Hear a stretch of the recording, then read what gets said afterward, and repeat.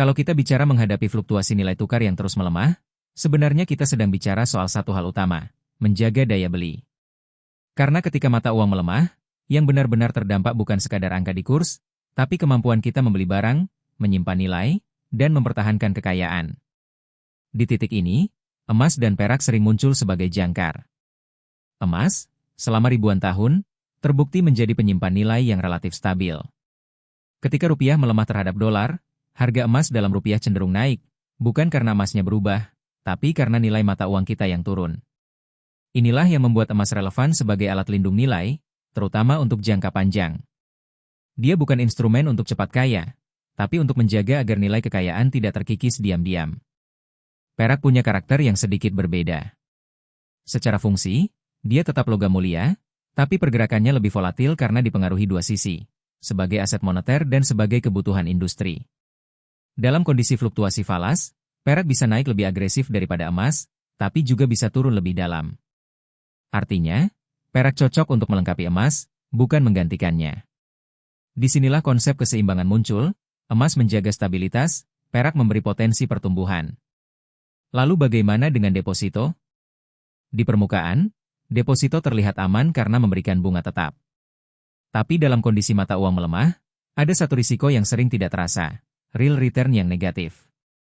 Misalnya bunga deposito 4,5% per tahun, tapi jika inflasi dan pelemahan nilai tukar lebih tinggi dari itu, maka secara real kita justru kehilangan daya beli.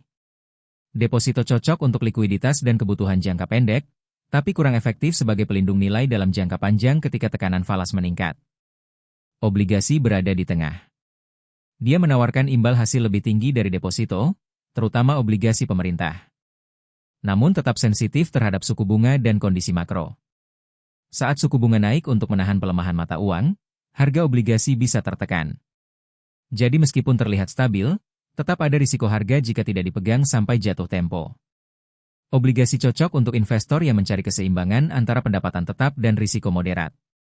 Sementara saham, ini cerita yang lebih kompleks.